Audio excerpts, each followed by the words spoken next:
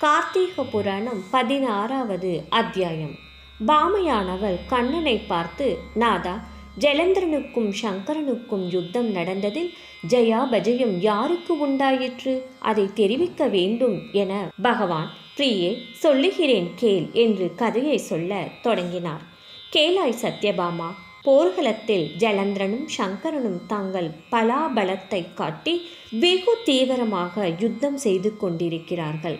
அப்படி இருக்க ஜலந்திரன் நகரத்தில் ஜலந்திரனுடைய மனைவி பிருந்தையானவள் மஞ்சத்தின் மேல் சயனித்து கொண்டு நித்திரையின்றி மகா கவலையுடன், ஐயோ, என் நாயகன் யுத்தத்திற்காக சென்றவர் இன்னும் வராத காரணம் யாதோ என்று மனதில் சஞ்சலம் அடைந்தவளாக கொண்டிருக்கையில் தன்னைத்தான் மறந்து நித்திரை போனாள்.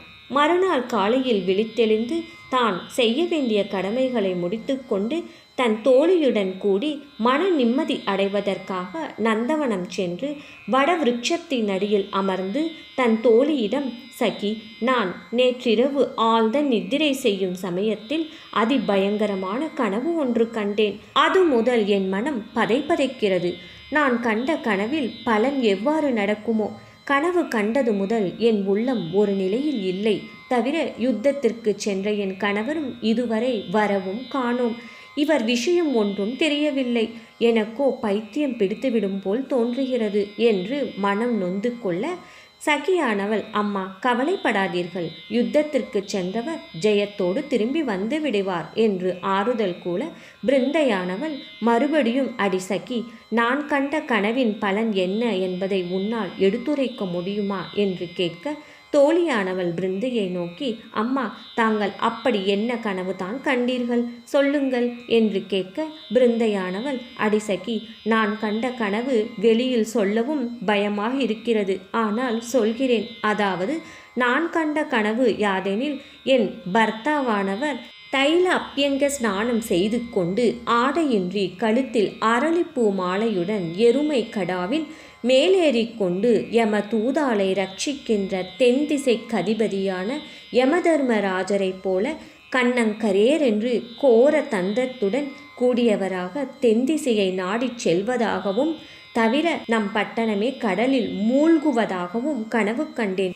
இதனால் என் மணாளருக்கு ஏதாவது தீங்கு நேர்ந்து விடுமோ என்று என் நெஞ்சம் வாட்டுகிறது என்று மிகுந்த திகிலடைந்தவளாக தெரிவிக்க, தோழியானவள், அம்மா, இந்த அற்ப கனவை கண்டா பயப்படுகிறீர்கள்?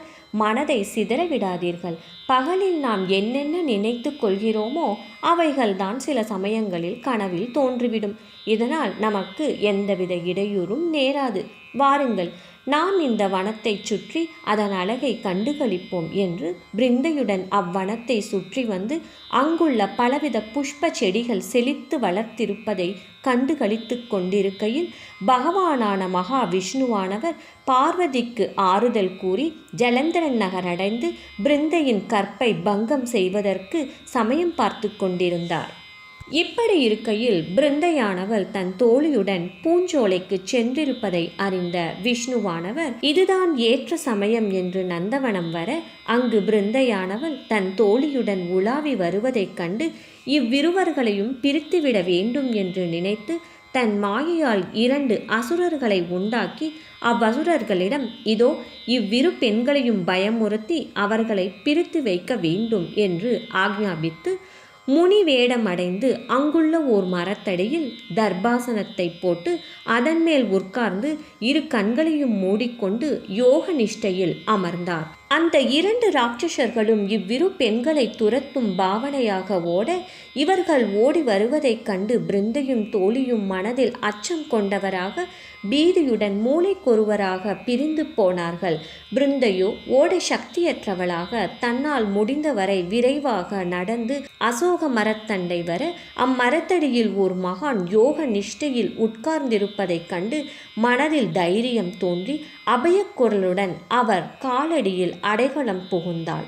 உடனே அம்மகான் கண்களை திறந்து பார்த்து தன் காலடியில் வீழ்ந்திருக்கும் பெண்ணை அசுரர்கள் துரத்தி கொண்டு வந்ததை பார்த்து கோபத்துடன் அவ்விரு ராட்சசர்களையும் பார்த்து கஞ்சாடை காட்ட அவர்கள் திரும்பி போய்விட்டார்கள். பிறகு அம்மகானானவர் பிருந்தைக்கு தைரியம் கூறி பயத்தை நிவர்த்தி செய்தார். இப்படி இருக்கையில் தன் சக்தியால் 2 குரங்குகளை உண்டாக்கி அக்குரங்குகள் அம்முனிவரின் அடிபணிந்து மறைந்து போனது. இவைகளையெல்லாம் பார்த்து கொண்டிருந்த பிருந்தையானவள், இவர் எல்லாவற்றையும் அறிந்து கொள்ளும் சக்தி வாய்ந்தவர் போல தெரிகிறது, நானும் என் பர்த்தாவின் விஷயத்தை கேட்டு தெரிந்து கொள்ளலாம் என்று அம்முனிவரை வணங்கி, சுவாமி, என்னை அகோரமான ஆபத்தினின்று காப்பாற்றினீர்கள், எனக்கு பிராணபிக்ஷை கொடுத்தும் ரட்சித்தீர்கள், இது நான் என்றும் மறவேன். ஆனால் நான் தங்களிடம் ஒரு முக்கியமான விஷயம் கேட்கலாம் என்று என் மனம் தூண்டுகிறது, அதை கேட்கலாமா என்று ஆலோசிக்கிறேன் என அதற்கு முனிவரானவர், பெண்கள் நாயகமே, பயப்படாதே, கேள், உன் சந்தேகத்தை நிவர்த்தி செய்கிறேன் எனவும் பிருந்தையானவள் மகா சந்தோஷமடைந்தவளாக, யோகிநாதா, என் பிராணநாதர் கைலாசபதியுடன் சமர் செய்ய சென்றிருக்கிறார், அவர் எப்பொழுது திரும்பி வருவார் என்பது பற்றி எனக்கு உரைக்க வேண்டும் என்று கேட்க, பகவானான முனீஸ்வரர் இதுதான் சமயம் என்று மனத்தில் நினைத்தவராய், பெண்ணே, ஞான திருஷ்டியில் பார்த்தவன் போல் பாவனை செய்து, அறிந்தேன், அதாவது உன் கணவன் யுத்தத்தில் ஜெயம் பெற்று ஜெயசீலராக வந்து கொண்டிருக்கிறார், அதோ பார், வடதிசையில் வந்து கொண்டிருக்கிறார், ஆம் பார், அதோ வந்துவிட்டார் என்று சொல்லவும், பிருந்தையானவள் அத்திசையை நோக்கி கூர்ந்து கவனித்து கொண்டிருக்கையில் முனியான விஷ்ணுவானவர் உடனே மறைந்து ஜலந்திர ரூபத்துடன் அவர் எதிரில் வருவதை கண்டு பிருந்தையானவள் மனம் பூரிப்படைந்தவளாக துள்ளி குதித்தோடி தன் நாயகனை கண்டு விரைவில் சென்று அம்மாய ஜலந்தரனை கட்டி அணைத்து ஆலிங்கனம் செய்து கொண்டாள். பிரிந்த காலத்தில் வந்து சேர்ந்த ஓர் சந்தோஷத்தால் தான் மெய்மறந்தவளாக சற்று நேரம் அசைவற்றிருந்து பிறகு இருவரும் ஒன்று கூடி அரண்மனையை அடைந்து சந்தோஷ சாகரத்தில் ஆழ்ந்திருந்தார்கள்.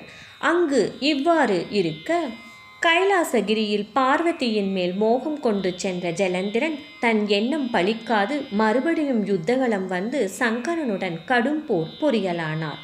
இருவரும் சலிக்காது தங்கள் முழு திறமையை காட்டி யுத்தம் செய்ய, சங்கரனானவன் மகா கோபத்துடன் ருத்ராட்சத்துடன் கூடியவராய் சுதர்சனம் என்ற சக்கரத்தை விட்டு ஜலேந்திரனுடைய சிரசை சேதித்தான். அவ்வாறு துண்டிக்கப்பட்ட சிரசானது கீழே விழாமல் ஆகாயத்தில் கிளம்பிச் சென்று தன் பட்டணத்து அரண்மனையில் மாயா ஜலேந்திரனும் பிருந்தையும் கூடி குழாவி ஆனந்தத்தை அனுபவித்து சந்தோஷமாக உட்கார்ந்திருக்கையில் பிருந்தையின் மடிமேல் ஜலேந்திரன் சிரன் வந்து விழவும், பிருந்தையானவள் திடுக்குற்றவளாக பயந்து அந்த சிரசை நன்றாக சோதித்து பார்க்க, தன் கணவனின் சின்னங்கள் எல்லாம் சரியாக இருக்க கண்டு மகா வெசனமடைந்தாள். இதில் ஏதோ சூது நடந்திருக்கிறது, இந்த சிரசானது என் கணவருடையதே, இது நிச்சயம். இதுவரை கணவனாக வந்து என் கற்பை கெடுத்தவர் அசுரனாக இருக்குமோ என்று எண்ணி மகா கோபத்தை அடைந்தவள் அம்மாயா ஜலேந்திரனை நோக்கி, அடே பாவி, என் கணவனைப் போல ரூபம் தரித்து என்னை மோசம் செய்து என் பதிவிரதத்தை பங்கம் விளைவித்த நீ யார்? உண்மையை சொல், அப்படி சொல்லாவிடின் உன் சீலமே உன்னை சுடும் என்று கேட்க, அதற்கு மகாவிஷ்ணுவான ஜலேந்திரன் ஒன்றும் மறுமொழி கூறாது தான் சுயரூபம் அடையவும், பிருந்தையானவள் பார்த்து திடுக்கிட்டு, யார்? மகாவிஷ்ணுவா? பரந்தாமனா? ஐயோ, இவரா இப்பேற்பட்ட அநீதி காரியம் செய்தார் என்று மகா கோபத்துடன் விஷ்ணுவை நோக்கி, எல்லா உலகத்தையும் தன் குக்ஷியில் வைத்து ரட்சிக்கும் லோக ரட்சகரே, நன்றாக இருக்கிறது உன் செய்கை. பாப கர்மத்திற்கு உடந்தையாக இருந்து அதர்மத்தை கைப்பிடித்து என்னை மயக்கச் செய்து என் கற்பையும் கெடுத்தீர். ஆகையால் உம்மால் ஏவல் செய்யப்பட்டு என்னை துரத்தி வந்த ராட்சசர்களே அடுத்த யுகத்தில் உன் மனைவியை அபகரித்து கொண்டு போவார்கள். அப்பொழுது மனைவியின் பாசத்தால் நீ காட்டில் அலையும் பொழுது உனக்கு நான் அடைக்கலம் புகுந்த சமயத்தில் அங்கு தோன்றிய வானரர்களே உனக்கு சகாயமாக இருந்து உன் மனைவியை தேடு கண்டுபிடித்து உன்னிடம் சேர்ப்பிப்பார்கள். அப்பொழுதுதான் உன் பாவமும் சாபமும் விலகும் என்று மகாவிஷ்ணுவை சபித்து பிருந்தையானவள் தன் நாயகரின் சிரசை கையில் ஏந்தி அக்னியில் பிரவேதமானாள். அவ்வாறு பிருந்தையானவள் அக்னியில் குதித்தவுடன் விஷ்ணுவானவர் அதிக கவலையடைந்தவராக பிருந்தை நினைவே உருக்கொண்டு அச்சிதையில் எரிந்த சாம்பலை அள்ளி உடம்பெல்லாம் பூசிக்கொண்டு பைத்தியம் பிடித்தவனாக அலைந்து திரிந்தவனானான் என்று பகவான் பாமையிடம் சொல்லி முடித்தார். ராதே கிருஷ்ணா.